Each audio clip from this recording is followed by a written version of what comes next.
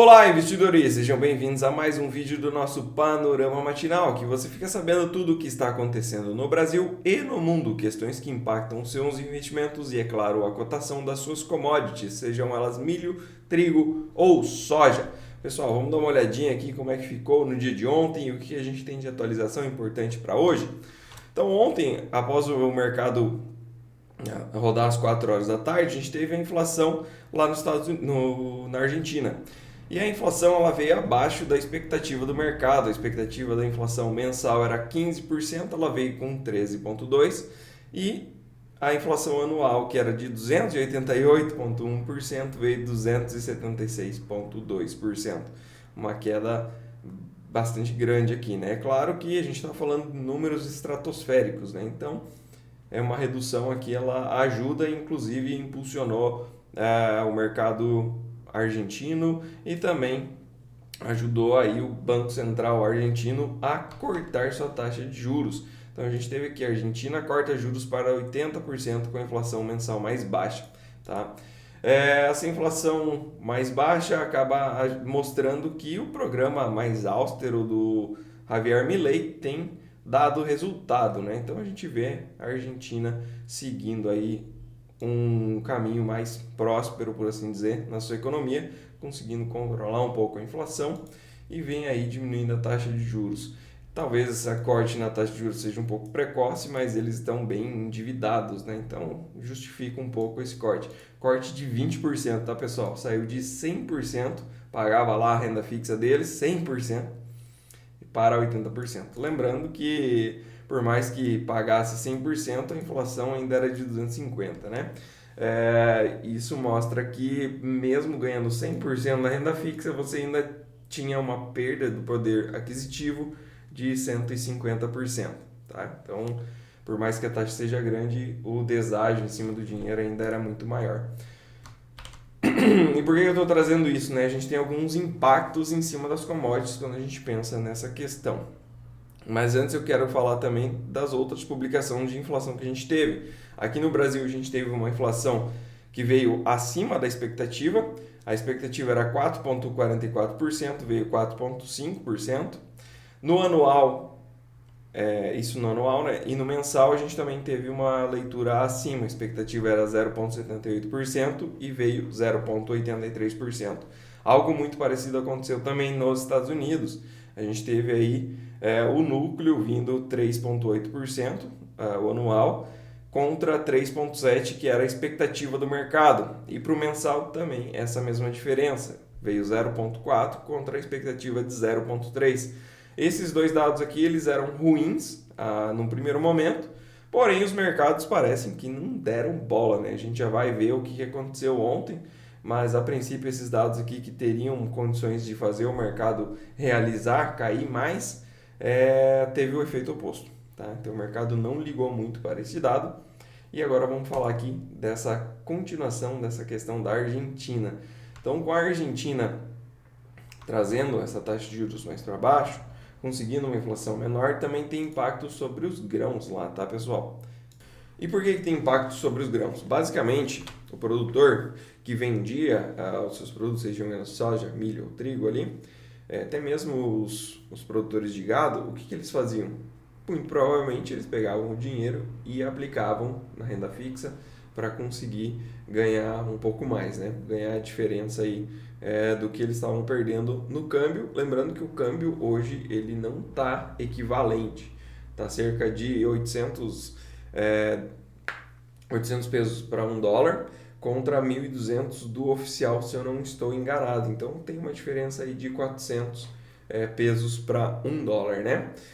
E com isso eu vendia o que eu tinha para vender e aplicava buscando reestabelecer essa diferença entre o que eu recebi para o que eu deveria ter recebido, por assim dizer, né, do câmbio oficial. E com isso surgiram rumores ontem na Argentina de uma nova rodada aí do soy dólar que ficou muito famoso no governo anterior, que basicamente é quando o governo proposteia para que os produtores vendam mais os seus produtos no preço do câmbio paralelo em vez do câmbio oficial, tá? Porque hoje tudo que é negociado com nota lá é feito nesse câmbio oficial que tem essa diferença de 400 pesos mais ou menos. Com isso, pessoal, se isso for passado à frente também, lembrando que é um plano que por enquanto são só rumores, mas caso ele venha a ser efetivo mesmo, seria só lá para a janela de maio, a gente teria um pouco mais de oferta vindo da Argentina e isso é um problema para preços nos Estados Unidos e também no Brasil. Por quê? Porque aumenta a concorrência, tá? E por que eu estou dando esse preâmbulo? Uma que é uma informação relevante, importante, e outra para a gente olhar aqui as cotações do dia de hoje. Então vamos mudar até um pouquinho a ordem para dar sequência no que eu estou dizendo. Então a gente vê aqui, por exemplo, o farelo caindo 1,36% hoje, aparentemente ligado a essas questões de Argentina, tá?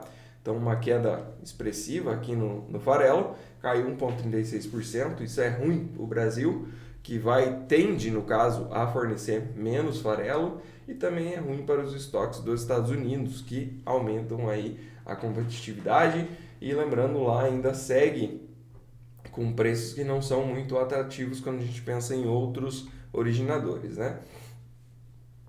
E com isso a gente vê também uma queda aqui para a soja em grão, tá? A soja em grão hoje cai 0,56%. E esses movimentos vêm após um dia bem interessante ontem, né? A gente viu aqui a soja subir 1,42%, enquanto a gente viu aqui o farelo ontem subir também 0,59%. Apenas hoje o óleo continua na ponta positiva, tá, pessoal? O óleo que ontem também subiu muito bem, ajudou a puxar tanto a soja em grão quanto o farelo, subindo 2,53%, e hoje continua no movimento altista, subindo 0,86%.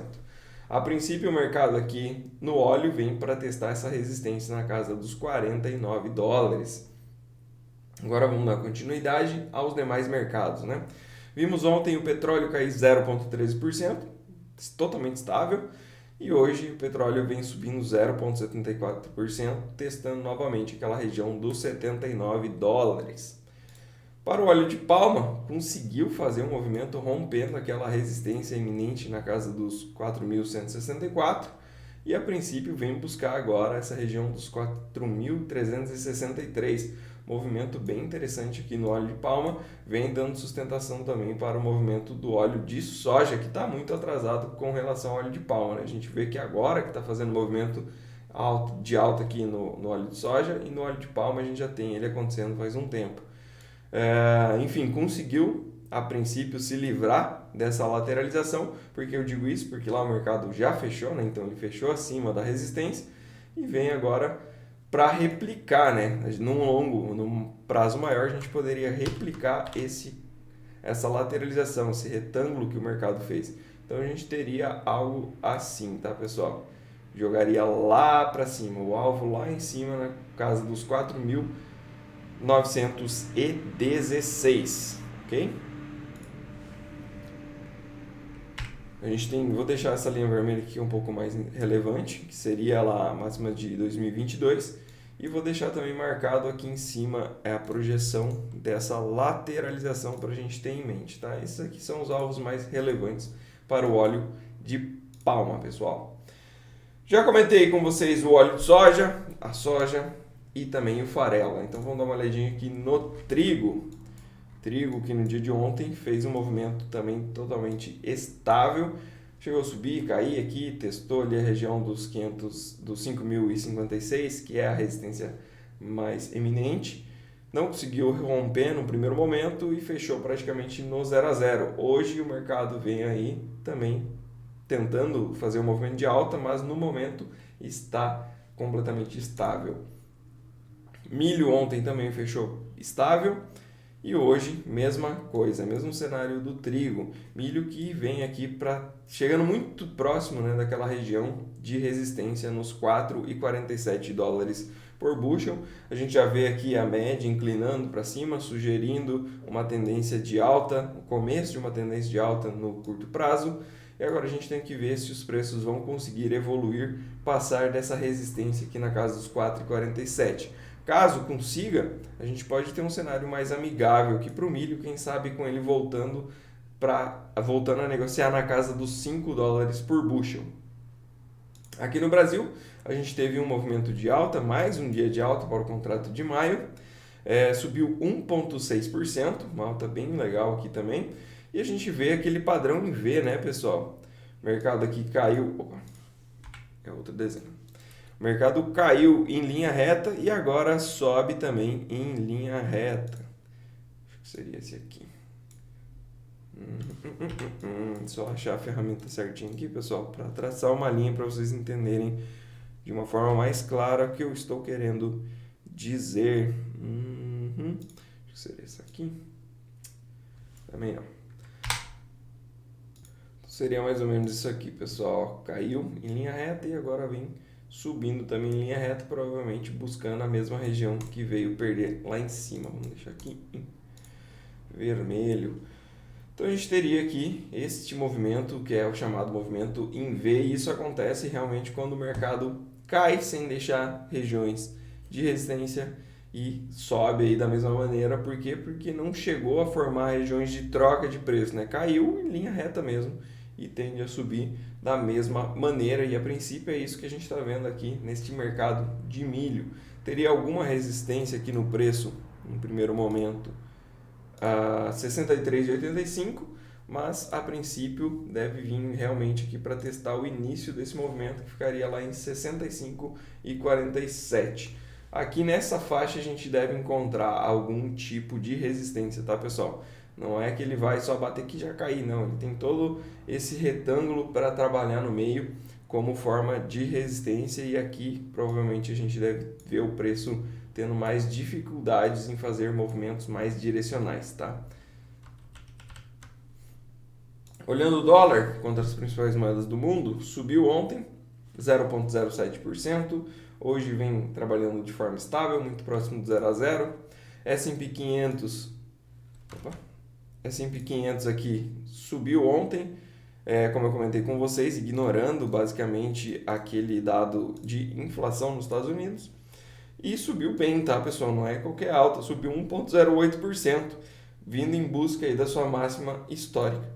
Provavelmente hoje, continuando esse movimento, vai renovar máximas históricas. Isso tanto para o S&P 500 quanto para a Nasdaq. Nasdaq ontem subiu também 1,43%.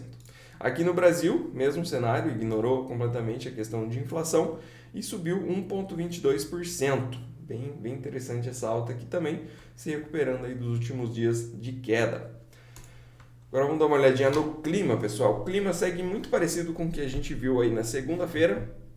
Então a gente vê um pouco menos de chuvas aqui para o sul, né? Aumentou um pouquinho aqui, segundo o modelo americano, para Santa Catarina, e também aumentou um pouco do volume esperado para o Rio Grande do Sul. A Argentina segue muito parecido com o que a gente viu. A gente vê Paraguai também não recebendo chuvas, Mato Grosso cerca de 5 milímetros, Mato Grosso do Sul, metade aqui do território recebe cerca de 5 milímetros também. Minas Gerais, a região do Mato Piba ali deve receber um pouco mais de chuvas, tá? A gente vê volumes mais interessantes para aquela região. A gente vê também Goiás aqui recebendo volumes na casa de 40 a 50 milímetros e algumas pequenas regiões com acumulados de 5 milímetros. Lembrando, esse aqui é o modelo americano rodado para os próximos 5 dias, tá, pessoal? Acumulado para os próximos 5 dias. E pelo modelo europeu, como tem sido de costume, né, ele traz basicamente o mesmo desenho da onde deve chover, mas ele acaba trazendo volumes de chuvas mais expressivos, né? Então a gente vê aqui que aumenta a área vermelha na Argentina, tem chuva também aqui para o Paraguai. No Mato Grosso do Sul completa aqui o território, né, que antes era só metade, aqui agora está cheio, cerca de 5 milímetros. Aqui no Paraná, que não tínhamos chuvas pelo modelo americano, no modelo europeu já traz cerca de 5 milímetros para os próximos 5 dias. Num geral, deve chover aí no Brasil como um todo e volumes de chuvas de cerca de 5 milímetros em média, tá, pessoal? Algumas regiões chovem mais, mas a grande maioria deve receber cerca de 5 milímetros. Na parte das bolsas internacionais, pessoal, deixa eu alterar aqui para o dia de hoje. Tá. Hoje a gente tem Ásia e Pacífico seguindo basicamente o modelo de ontem, a gente vê China caindo 0,4%, Hang Seng, apesar de estar muito próximo de 0 a 0, fechou no positivo, né, com 0,02%. Ontem também foi assim, Xangai caiu, enquanto Hang Seng, que é a bolsa de Hong Kong, subiu, né? E hoje, mesmo cenário. Japão caiu 0,4%, Coreia do Sul subiu 0,44% e a Austrália subiu 0,22%. Dia de alta para a Europa que ontem também subiu bem.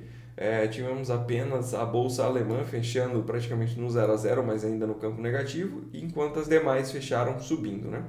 Eurostoxx hoje sobe 0,59% e destaque de alta para a bolsa espanhola, que sobe 0,47%. Em Estados Unidos, para a parte de futuros, S&P 500 trabalhando estável, levemente em alta, 0,08%, e Nasdaq literalmente no 0 a 0. Parte de dólar já comentei, cai 0,05 contra as moedas de países desenvolvidos, e temos um dólar mais misto contra moedas de países emergentes. Para commodities não agrícolas, uma continuação do movimento baixista no minério de ferro, caindo mais 2,53% nesta janela da madrugada, por assim dizer.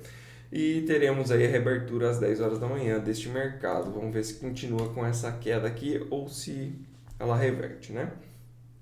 E o petróleo, enquanto falamos aí, subiu mais, subiu para 1,43%. Bom para a Petrobras, ruim para a Vale, talvez um equilíbrio aqui entre as duas forças. Dia de hoje, pessoal, dia interessante, o que a gente tem aqui na nossa agenda? Vamos dar uma olhadinha. 11h30 da manhã, estoques de petróleo bruto, pode ajudar a subir mais ainda esse petróleo, como a gente está vendo hoje, ou até mesmo reverter, dependendo de como é que vier. Estoques de petróleo em Cushing, também interessante olhar. Mas num sentido geral, nada de relevante para hoje, pessoal. A agenda é realmente muito fraca, tem bastante dado aqui que não faz diferença alguma. E seriam mais esses dados de estoques de petróleo mesmo às 11h30 da manhã. Fora isso, não tem mais nada para mexer com a agenda.